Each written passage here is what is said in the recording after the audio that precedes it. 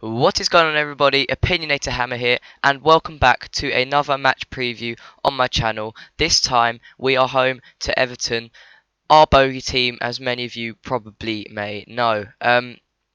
This is not going to be an easy game. We've just come off the back of a 2-0 loss against Watford. A very, very disappointing day that was. We were second best at everything. We didn't look like we wanted it. We turned up just to get it over and done with. The players didn't want it. Bilic highlighted that. Bilic said it was our fault. Watford played really well, to be fair to them. But putting that aside, let's move on to this Everton game. And we'll start with Collins, but he's been good. He's been good against Palace and Chelsea. He's had two really good games.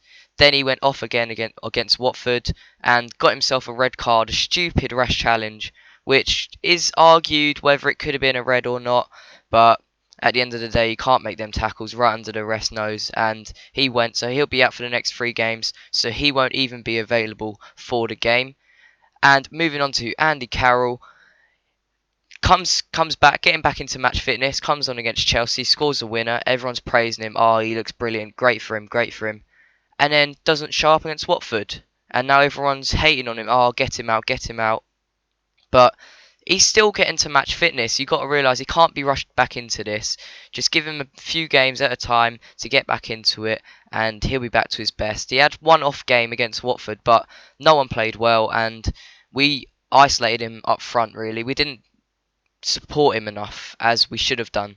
So don't be blaming Carroll. I think Everton is the right sort of game for him. They've got Leighton Baines out. They've got Jagielka out. They're going to have to bring that young left back in, whoever it is, who his name is, because Oviedo got injured. So their defence is weakened, and we've got Reed and Tompkins. Reed and Tompkins will probably start at the back with Reed come back fit. Ogbonna as well, an option. So it's looking good for our defence, and Alex Song obviously as well to come back. So give Andy Carroll a chance, and I think he's going to play really well. But the big question is, how can we stop Lukaku from scoring? Every game he plays against us, he seems to score. I think it's 6 games now. The last 6 games, he's scored 6 goals. So he's scoring consistently against us. So we need to stop that. That has got to be highlighted by Bilic, and I'm sure our defence will be able to hold him. If Tompkins has one of those days where he's been performing really well, so if he has one of those good games again, I think he'll be able to deal with him. And if Reed or Ogbonna, whoever starts with him, because I think, or it could be Reed and Ogbonna, you never know. If they're fit, I would like them to start. So it will depend on whether they're fit. But I think we'll be able to deal with him this time, and I think we'll keep him silent this game. But then it moves on to the fact that Coney's just scored a hat-trick. Aruna Coney, he's looking good in form. Barkley looking good. Delafeu, tricky winger. Morales, who we failed to sign. He hasn't really had a look in this season, but obviously a player that can come off the bench and score. They've got good players, Everton. I like Everton. They're a good side, but we can never seem to beat them. I think since like 2006, 2007, we haven't beat them, so that will have to be highlighted and stopped. This is how I think we will, well, not will, should line up if fit. So obviously Adrian in goal, keep that. Jenkinson right back, Cresswell left back. Ogbonna and Reed, if they're both fit, I want them both starting. But if either of them are 50-50, I think Reed's 75-25 now at the moment. So put Tompkins in there. And obviously Collins is out with a red card. Keep Noble and Kouyaté. I don't know why Noble's been getting so much hate recently. I like him, not just because he's Mr. West Ham, but he's been playing really well this season. He deserves all the praise he's been getting. There would be no other captain like him, I don't think. I don't think anyone can lead as well as he does. And I think Everton's going to suit him this game. Him and Kouyaté are going to boss it. I think we need to win it in the midfield if we are going to win this game. And then I would actually keep Moses, or put him on the right, and just take out Lanzini, give him a rest because we have been playing him a lot, and that showed against Watford. The first 45 minutes he was poor, as was everyone. So start him on the bench, bring Lanzini on when things aren't going well or we need a goal or we're just trying something new. But Zarate been in good form. What annoyed me against Watford, I was watching and he lost the ball and he just stood there and threw his hands up as to say, "Oh, what am I doing? What is going on? I can't be bothered with this," which annoyed me. So I want to see an improved attitude from him and give him a game, and I think he'll really come into life. Pyatt obviously very poor against Watford, but did look better in the second half when we were attacking.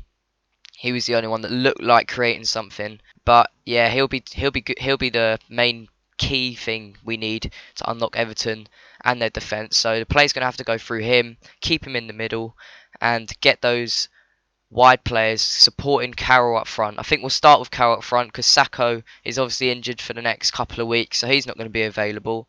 Valencia's still coming back. He's only just got back to match fitness, so I wouldn't give him 90 minutes yet. And obviously Jelavic on there. I'll keep him on the bench as an alternative to bring on. And as for Antonio, I thought he was going to come on against Watford. A bit disappointing that he hasn't. And it's still disappointing that we haven't seen him at all really this season. We saw him at Man City for like 20 minutes, but that was a completely different game. I want to see him in this game. I want him to come on for Zarate, and I want Lanzini to come on for Moses at some point. That's the two of the three changes I'd make, depending on how the game's going. But I definitely want to see Antonio. I don't know what it is. I don't think Bilic likes him as much. I don't know what he's seen in training. I think it was a board signing, maybe not his signing. Panic deadline day, but he looks like a good player. He was bossing the championship, so I think if we give him a chance, he will perform. And that is how I would like us to start. I'll start in 11 on Saturday. Let's move on to Everton's form. They've only won 2 of their last 6, but their last game they won 6-2 against Sunderland, which was very impressive. And their losses, one of them came, I think it was Arsenal. So they're not expected to win those sort of games. But a draw, a couple of draws, couple of losses, couple of wins. Not bad forms, quite consistent. But I think as for form, they've come off the back of a very good win. We've come off the back of a disappointing loss, but Bilic will make that. I think he'll keep it as a one-off, and hopefully he does. Moving on to our form in the last 6, we've won 3, drawn 2, and lost our last one. Our first loss in 7 games, which is very impressive, as it is Bilic's first season.